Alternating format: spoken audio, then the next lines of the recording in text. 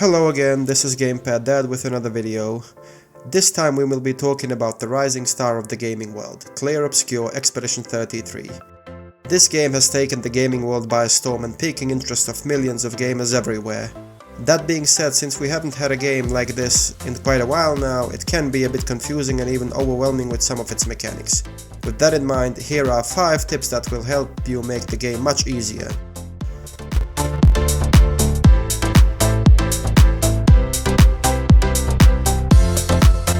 Pictos are items that you obtain from defeating enemies or just by looting them from side paths along your expedition. They are items that you equip to each character to give them a stat boost or a passive that in some cases can be a major upgrade. You can only equip up to 3 Pictos to a single character, and once you equip a specific Picto to a member of your expedition, you can't equip the same Picto to another one. Once you win 4 battles with a Picto equipped, that Picto becomes Lumina. Now this is where it gets interesting. Unlike Picto's, Lumina doesn't have the restriction of equipping it to just one character, but instead comes with the drawback of having to spend Lumina points to activate them, and you no longer get a stat boost from them. Each Lumina has a cost attached to it, and depending how many Lumina points a character has, determines how many Lumina can be equipped to that character. It seems complicated, but it really isn't. It's basically a passive skill tree that doesn't change between characters. You allocate your skill points to passive skills that suit your playstyle the best. There is no limit to how many times you can change your Lumina loadout, so you are free to change it whenever and however you want. What you do want to worry about is Color of Lumina, which is a resource that you basically can get from any objective in the game. While you do get Lumina points for each member of your expedition on a level up, you can use Color of Lumina to additionally increase the Lumina points of a specific member at the Curator once you unlock him. This is very important because once you spend Color of Lumina on a specific character, it's gone and you can't refund it anymore. There is a generous amount of Color of Lumina in the game, but most of it is tied to specific side quests that can easily be missed. I myself missed the majority of it on my first playthrough because I got so invested in the story that I completely forgot to explore and I only wanted to see what happens next. The general advice is to not overspend Color of Lumina until you really need to, instead equip the highest costing Pictos to the characters that suit them the best in order to free up Lumina points so you can equip more Lumina to each character. It might sound confusing, it sure was to me, since the game doesn't do the best job of emphasizing its value, but it's essential to creating the strongest builds. The TLDR of it is: equip your Pictos as soon as you get them so that you can win 4 battles with them and unlock them as Lumina. Make sure to swap them out every now and then to unlock more Lumina perks. Be careful about distributing your Color of Lumina since you can't reclaim it, but not too careful so that you are still sitting on all of it at the endgame. Equip the highest value Pictos to the characters to free up more Lumina points for more Lumina perks.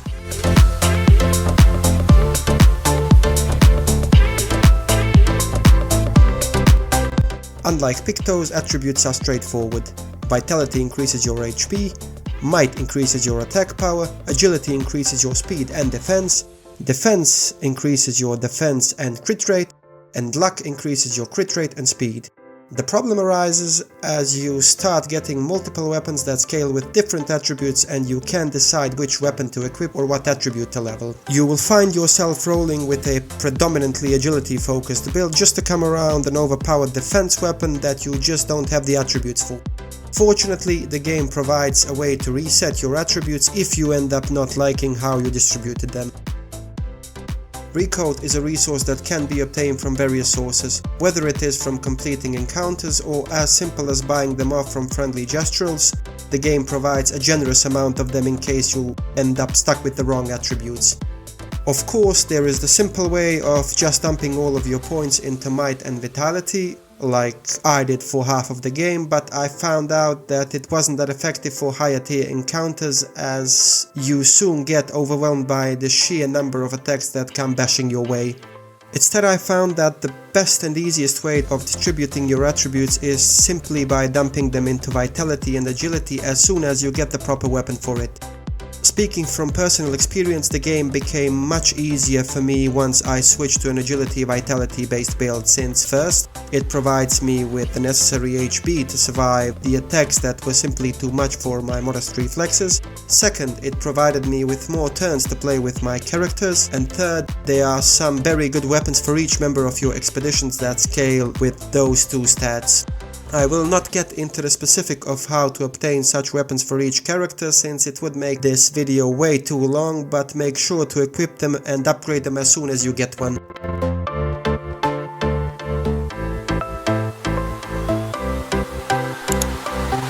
Relationship leveling is a unique mechanic in the game that allows you to strengthen the bond between expeditioners by talking to them at the camp. There is not much to it other than the fact that increasing your relationship level unlocks gradient abilities for each member of your expedition, which by the way are extremely powerful once you unlock them. It is an easy enough task to do, and it does provide some additional context for the extensive story that the game has to offer.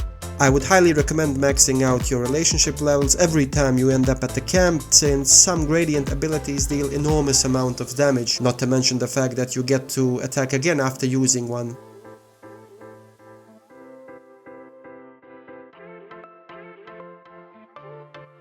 The importance of exploration in this game cannot be overemphasized. There are whole zones hiding incredible loot that can be skipped if you are not careful. Don't be afraid to dip into every portal you come by, since most of them will give you access to unique side stories that can make your playthrough much more interesting than it already is. Some even offer incredible rewards such as weapons and upgrade materials that can help you quite a lot along your journey. It is important to know that some zones will be marked dangerous for your current level, so don't be afraid to come back to them once you reach a higher level. Don't shy away from confronting every enemy along your way, since it helps you hone your combat skills, it adds up to a nice amount of experience, and not to mention the fact that certain encounters will straight up upgrade your weapon or picktoad by multiple levels instantly. To sum it up, take your time, don't rush to the end, enjoy the world around you with everything that it offers, since, trust me, this game is much more than just the main story.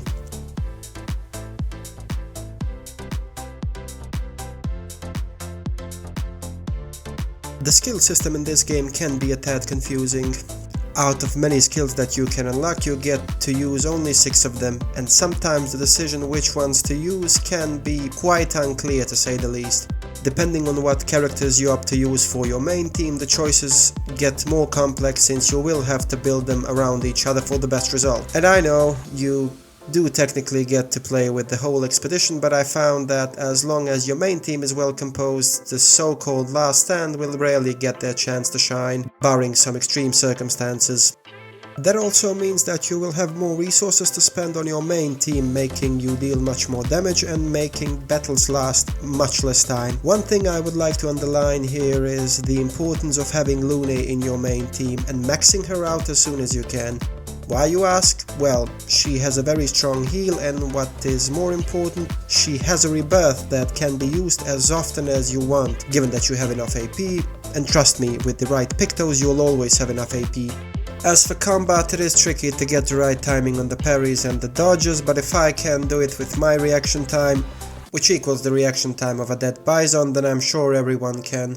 I do recommend practicing your parries, since they result in dealing substantial amounts of damage to the enemy. What helped me was listening to the sound cues more than watching out for a strict sequence of enemy movements, since the developers did do a good job of highlighting when an attack is about to happen and when it is the right time to press the parry button. Be patient, take your time learning the fight, since you will need those skills once you get to the late game and once you decide you want to play the game on a higher difficulty. That's it for this one, guys. I hope that it will help you along your expedition and that it will make it much more interesting and enjoyable. Thank you all for taking your time, and remember to drop by the channel from time to time to see what's new at Gamepad Dad. If you like this video and if you want to help support the channel, remember to hit that like button, smash that bell and subscribe.